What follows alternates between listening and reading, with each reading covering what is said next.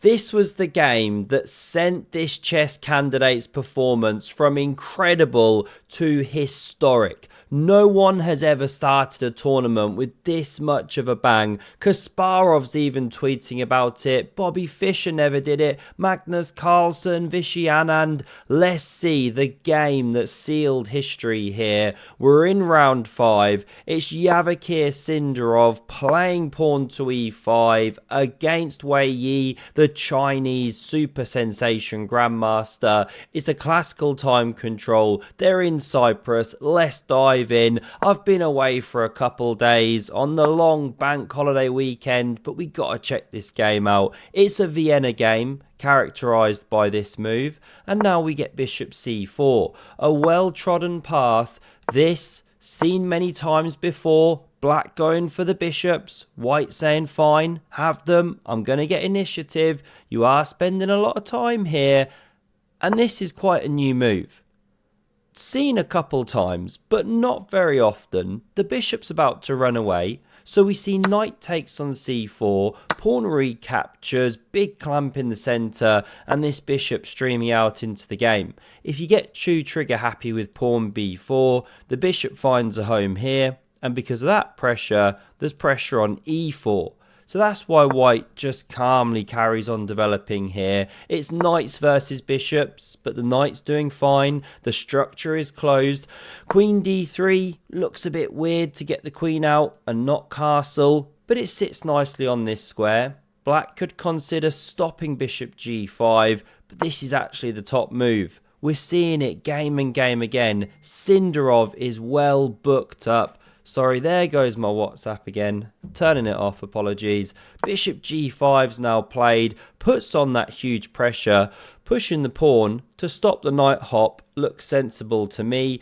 But again, Sindarov goes his own way here with pawn to a5. It's Fleetwood Mac styley. It stops pawn b4. White gets to hop, has huge pressure here, and this is the fun of the Vienna game. You get rapid initiative here, pressure on the opponent. If you want to learn this Vienna game, by the way, there is no better app than Lotus Chess. 3 amazing reasons to get it right now. Number 1, it's on sale, Easter special. You'll never get it at a better price than this. Number 2, it's just incredible for learning your openings. It connects with your Lichess, your chess.com. It uses the AI wizardry to show you the best lines. And number 3, it even does endgames now, which is blowing my mind. I don't really know anywhere else that is doing that level of endgame analysis in an app, in an easy to learn manner. It's so good. The link's below. Check it out. Let's dive back to the chess here, because the pawn does now push. We see knight takes, of course. Pawn recaptures here. Very ugly structure for Sindarov, but he seems to know what he's doing. He's got his hand on the plans here, finger on the pulse. Apparently you can play king e7, which looks atrocious. This is way more logical, and Wei Yi says no worries. Castle straight into the attack.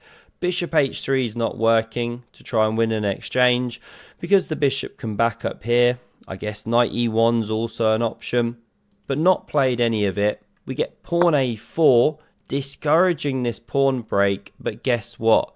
Long think now from Wei Yi, about 30 minutes, and he plays the move.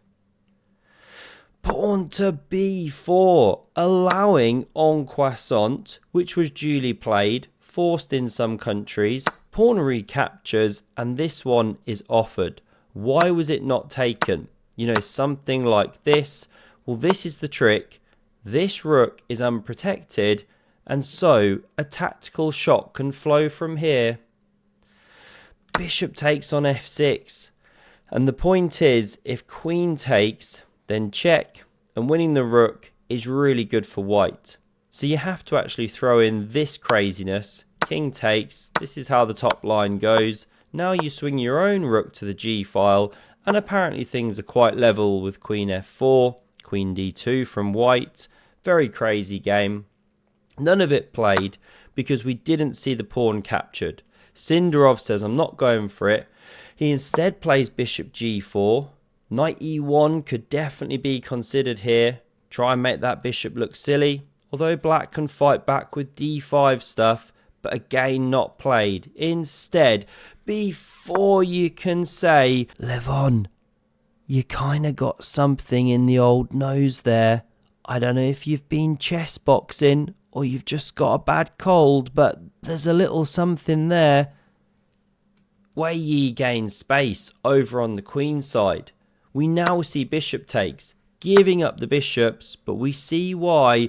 Because Pope D the Fourth finds a home in the centre of the board. Possible now that the knight is dead, the rook is hit. If you try and go to A2 and stay with this pawn, it's probably better than the game. Queen D7 can still come, but some of the sting gets taken out of it because the pawn's nicely covered. In the game, we get bishop takes on F6. Turns out it's a blunder. Looks so natural, but you encourage the queen to a better square, and now if you go rook A2, there's this move, picking up some time against the bishop, because queen E6 is coming.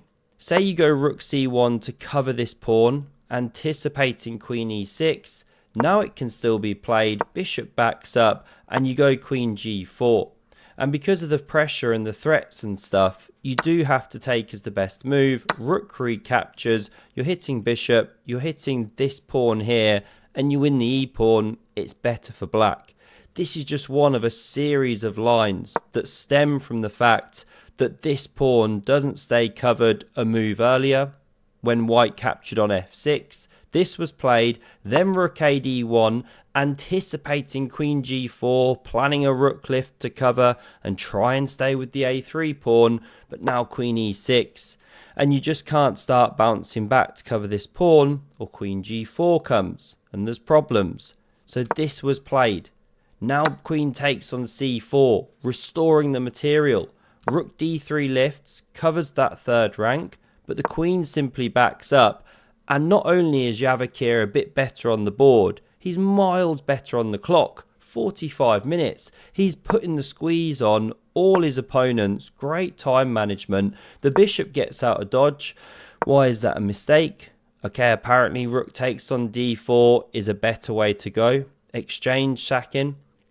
Not played. Bishop backs up. You could play C5 immediately, but Javakir does a bit of king safety. Nice and quick. Keep the clock pressure on. King covers the pawn here.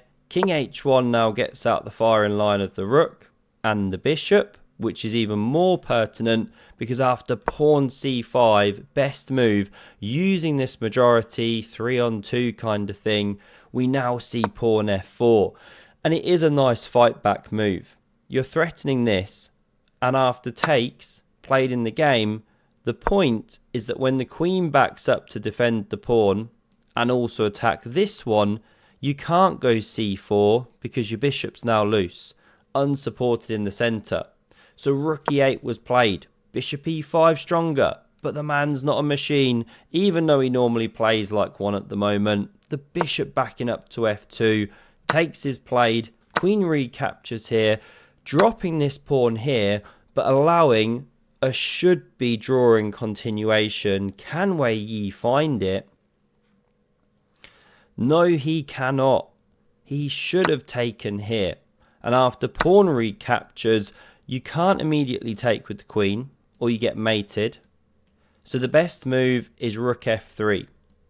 You block out the mate threat. You also threaten to capture here. You threaten to capture here. And white should be holding on once you win back a pawn. King's also exposed for black. Game rumbles on, black a bit better, but white way in it, possibly drawing. Not played. Wei Yi plays the move. Rook takes on D6. It looks really natural to pick up that pawn, activate the rook, go for the black king a little bit, but there's a great response. The only move to keep a serious advantage. Sindarov executes it. Queen E3. And if you take, the pawn's simply too fast. Yes, you swing the rook around, but here comes the second pawn. And what to do? How do you stay with them? You can start running these. Of course, you can't take or takes, and you go through. And if you try and wait and push here, then there's this, threatening rook D1.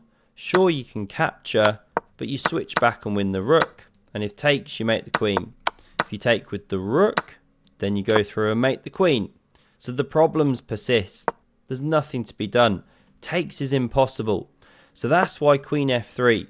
Please take on my terms. Very different game. Not played, even though it was playable. c4 was instead selective, explosive, winning, red carpet rolled out, queen g4 check, king f8, rook d1 now, and after pawn c3, queen g5 is the last roll of the dice for Wei Yi. Because if you push this pawn a little too trigger happy, then there's check. And if you dare step this way, you get mated. How about that for a geometry? If you step this way, then it's a perpetual. You just keep checking wherever the black king steps. And of course, it can never run, or it runs into the mate. So don't push too soon. Yavakir doesn't do it. He's got it all mapped out. It's incredible precision. He plays the killer move. Pawn f3. And it offers the queen exchange, and X-ray defends h6. So no checks. So this was played. Rook recaptures is the winning move, and here we saw resigns. Yavakir 45 minutes up on the clock. The point is, say you take, looks pretty natural, then you can push the pawn as the best move. The rook comes in front, and the black rook not only cuts the king, but now threatens this slow motion snake into the position, and the king's just way too far away to do anything about it. You go on to lose the game. Let's back it up. 36 moves of crushing precision. This took Yavakir to 4.5 out of 5 points.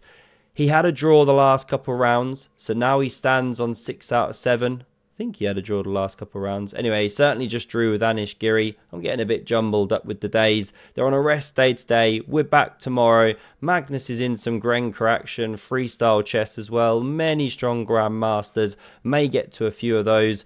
Do check out Lotus Chess down below. It's absolutely incredible. And take a look at the video on screen if you want another incredible game from Yavakir Sindarov from this tournament. Thanks a lot for watching and see you soon. Cheers.